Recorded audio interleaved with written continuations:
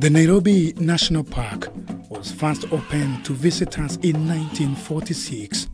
7 decades later, however, Kenya's oldest park is facing threats from habitat loss, a decline in wildlife species, inbreeding within the park, climate change, among other challenges. From the sheep and goat land not too far from Kitengela town, Nairobi National Park can be seen.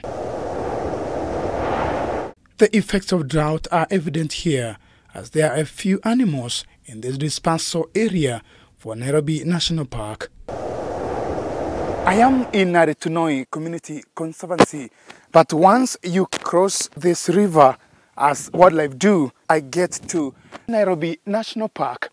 The river is the boundary between the two. Wildlife from Nairobi National Park and the Conservancy crisscross the place, but for wildlife, there is no boundary.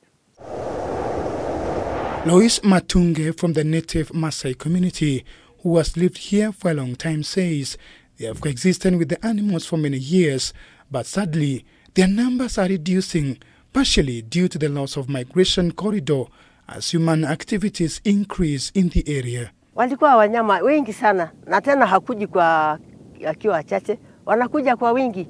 Kwanza nilikuwa nimeweka silanga yangu ya msawani pale. Hapo ndio inakuwa mkutano ya wanyama. This is the map of the Kapiti or Athi Kapiti ecosystem. Joseph Tuleto, a community liaison officer from the Wildlife Foundation, shows us the migratory corridor for wildlife before it was cut off by human activities. So wildlife moved from Nairobi National Park to Kitengela, Kitengela area, which is now individually owned, but the land still open. They also moved from Nairobi National Park to Kitengela, down there to Isinya, connecting to Amarti and to Amboseli. Via Athi River, there's a bridge down there, and they connect to Athi River to game ranch, some places in game ranching, to Kasanga's area, and then back to Kamulu and up to Oldonyo Sabuk, somewhere here. Again, from Nairobi National Park to Kitengela, connecting to Olchohronyori, Kipeto, down to Kipeto, up to Masai Mara. So that's how actually this place is important in terms of wildlife connectivity. Nairobi Conservancy next to the Nairobi National Park connects the remaining exit that wildlife can use to move out of the park, though it is also under threat of being closed. In the 80s and early 90s, this area used to be, most of the area here was open. We did not have fences. We did not have a lot of human settlement. In fact, by then you can count homes, because as you know, this is a Maasai area, and Maasai used to live in a communal home.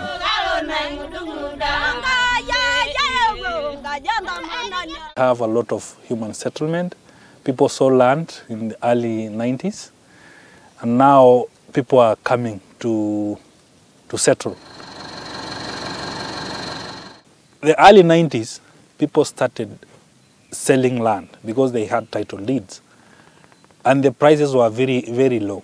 Yeah, you will find somebody selling 1 acre at 1,000 shillings, others at 3,000 shillings, and by then people had very big parcels of land, like 1,000 acres. So somebody selling even 50 acres, it was not a big deal. From sheep and goat land on the lower side of the park along Mombasa Road, cement factories are lined up, completely closing what was a wildlife corridor connecting the park to Athi Kapiti plains.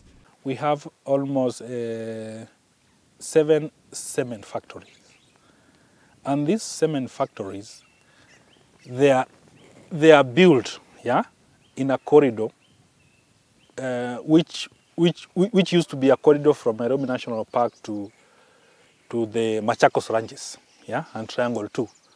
Now, by the construction of those factories, that corridor is blocked. So we are suffering from something that we're not contributing to. Those factories do nothing to try and mitigate these issues. We are suffering because of them. They are making money. We are losing our livelihoods. We are losing our livestock. We are losing our waters. We are losing our tree covers. Another thing is about the raw materials. They are getting raw materials here in Emakoko, just past Embakasi. There are a lot of quarries, which they are quarrying the pozzolana, which is a raw material of the cement. And those quarries, they are really degrading the land. At the border of the national park near Mlolongo area, we find the African Heritage House, the most photographed house in Africa due to its rich gallery. Tom Otieno, the manager of the house, shows us pictures of wildebeest that were taken 20 years ago at the Nairobi National Park from this place. The house was built in 1994 by an American called Alan Donovan from Colorado. Then he moved to Africa and started the African Heritage and then built the African Heritage House. There's a picture that he took right from this point of the wildebeest migration from Masai Mara, where they were going to Kapiti Plains. But that doesn't happen anymore because of the fences and the animal-human conflict.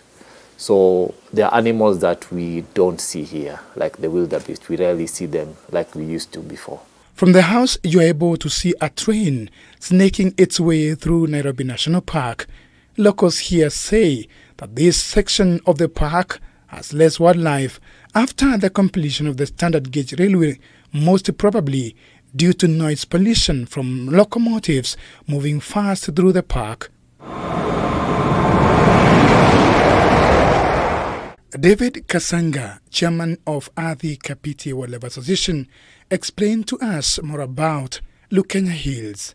Lukenya actually is a hill which was of strategic importance even to the ancient people, because it was a place of fog, it was a hill of vegetation and plenty of water. Actually, this place had a lot of natural springs which attracted even the settlers. The name Lukenya comes from a Maasai word which means a place of fog. From the top of the hills, one is able to spot the entire plain from Nairobi National Park to Athi Kapiti Plains and Oldonyo Sabuk National Park.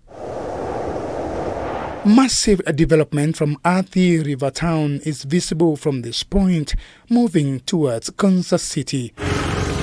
Kasanga painted a picture of how human development has affected this critical wildlife corridor. The main issue that we've had with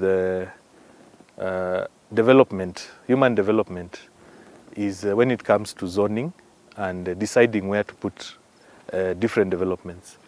Initially, the government had zoned Athi River Town as an industrial town, and most of the pieces of land or the settlements beyond Athi River were mostly agricultural, meaning that people were doing agriculture, which was mostly beef, cattle, and sheep ranching. Now, come about 10-15 years ago, a lot of these pieces of land have been changed in terms of zoning by the county governments, and they have been turned. What was once agricultural land has been turned into industrial and commercial land. Lukenya actually is a hill which was of strategic importance even to the ancient people, because it was a place of fog, it was a hill of vegetation and plenty of water. Actually, this place had a lot of natural springs which attracted even the settlers. The name Lukenya comes from a Maasai word which means a place of fog. Here, hundreds of wildlife are killed by speeding vehicles every year. Maasai giraffes, which have been listed by the International Union for Conservation of Nature (IUCN) in the red list of the threatened species, have been killed in their numbers over time at this section of the road. These rocks atop Lukenya Hills could probably tell the tales of how brutal the hand of death has been against wildlife that forms part of the conservation area of Lukenya. 20 to 30 years ago, this ecosystem was highly connected. By connected, I mean that it was one ecosystem, whereby the parks, that is Nairobi National Park, and Old Donyosa Book, as people know it as Kilimambogo National Park, were connected to Amboseli ecosystem. Within Lukenya Conservation Area, these Maasai giraffes gather, probably to console themselves of how tough life has become for them. Those lucky enough to survive the devastating drought could easily end up being hit by an overspeeding truck while trying to cross the busy Mombasa highway. On Mombasa Road. Why? I say this is a problem area, is where we have recorded the most roadkill. Roadkill is when the animals and the vehicles collide and cause a road accident. And mostly the animal is the one that dies because the vehicles are big. Some of them are lorries and buses. In fact, we have seen even small passenger cars and we have not yet lost life, human life, but we have had serious injuries due to wildlife crossing. This is a problem that has come because of the zoning issue and developments coming along these corridors. We saw in this drought both wildlife and livestock traveling 100 kilometers because the usual migratory patterns are disrupted by the barriers. So it is critical for this country to see how we secure those dispersal areas. To address the situation, a 9-member task force was formed in August 2020 by the former tourism CS Najubalala to establish migration corridors between the park and Athi Kapiti plains. The committee established that a 15-kilometer wildlife corridor is needed to save the situation.